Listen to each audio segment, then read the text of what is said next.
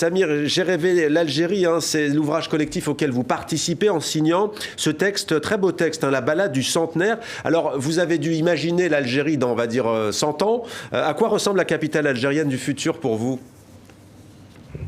Alors, avant ça, d'abord, merci de m'avoir invité et merci de me permettre de parler de ce livre auquel je suis très fier d'avoir participé. Il faut se remettre un peu dans le contexte. On nous a sollicité, donc il y a 14 personnes qui ont contribué à cet ouvrage. On nous a sollicité fin avril, début mai. Donc remettons-nous dans le contexte. Nous étions complètement sidérés, comme dans le monde entier, par la pandémie. On ne savait pas du tout ce qui allait arriver. Politiquement, les marches donc, du Hirak s'étaient arrêtées, ce qui a été vraiment très très difficile pour beaucoup d'Algériens.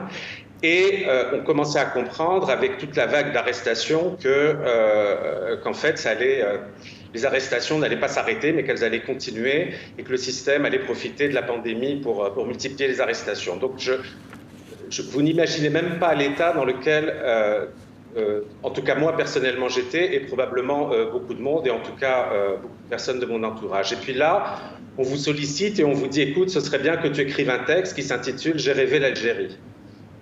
Et je crois que sans réfléchir, moi je me suis carrément jeté dessus et je pense que ça a été salutaire. Et très vite, oui, je me suis mis dans la peau de quelqu'un qui aurait eu 20 ans le 22 février 2019 et qui, 100 ans plus tard, vu les progrès de la médecine, se retrouve donc... en tout cas, vous imaginez une capitale à Alger, référence écologique mondiale. Il y a notamment des oiseaux, des chardonnerets en liberté, des solarocyclettes et des capsules autonomes pour se déplacer en plein Alger, au cœur de la ville blanche. Pourquoi cette dimension écologique d'ailleurs ?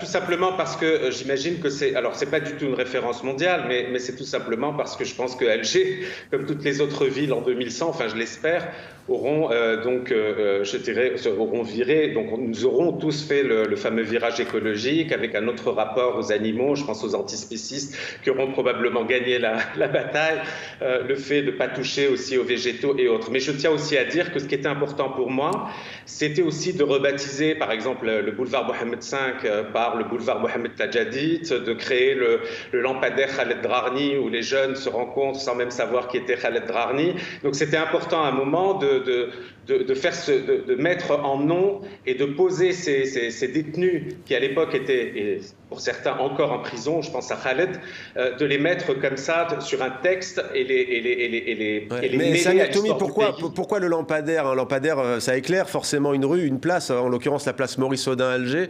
Pourquoi cette métaphore, si l'on peut dire ? Parce que lors des marches du Hirak, on voyait souvent Khaled au pied de ce lampadaire avec sa perche et son smartphone pour filmer, et il filmait les manifestations. Et donc moi j'ai cette image de Khaled, on se saluait et il était là avec sa perche tous les vendredis, tous les mardis, et il se tenait près de ce lampadaire qui est très kitsch avec ces trois horloges. Donc j'ai imaginé cette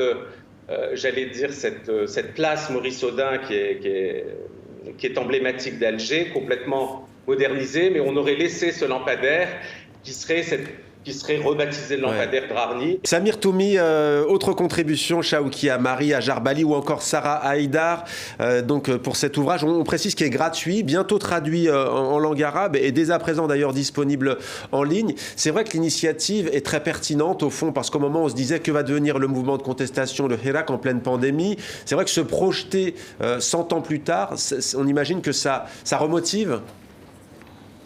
Oui, ça remotive. Alors, il y a Chaouki Amari, Sarah Haïdar qui ont produit des textes, Hajar Bali, mais il y a aussi des jeunes plumes, il y a des chercheurs qui ont apporté leur contribution. Ce que je trouve intéressant, c'est justement la multiplicité de points de vue, les parcours complètement différents, des personnes totalement inconnues qui ont participé au texte. Et puis, comme vous le dites, c'est la gratuité. C'est-à-dire qu'il suffit d'aller dans n'importe quelle librairie sur tout le territoire national algérien pour récupérer le livre ou alors le télécharger en accès libre. Donc, c'est vraiment une très, très belle aventure. Et comme je le disais, oui. Alors, il faut savoir que le mouvement de protestation, si les marches ne se sont pas arrêtées, il est loin de s'être arrêté. Je pense que le peuple est en éveil et il n'est pas prêt de se rendormir. Ouais. Ça, c'est Yasmina Khadra, allez, imaginons, on est dans 100 ans, un rêve pour l'Algérie. Ben, ça a toujours été mon rêve de voir ce pays sortir des opacités et rayonner sur la Méditerranée. Moi, je pense que nous sommes en train de vivre une période d'incubation. Toute la méchanceté du régime est en train de s'émietter contre cette volonté populaire d'aller de l'avant. Ce que je trouve désolant, c'est qu'on continue de faire les mêmes erreurs qu'avant. Il y a des innocents qui sont en prison pour rien. Il y a un jeune qui a été condamné à perpétuité pour ne pas être d'accord avec le système. Ça n'a pas de sens. Ces procureurs généraux devraient faire attention à ce qu'ils disent parce qu'un jour, ils seront eux-mêmes jugés. Donc, mais moi, je suis très optimiste.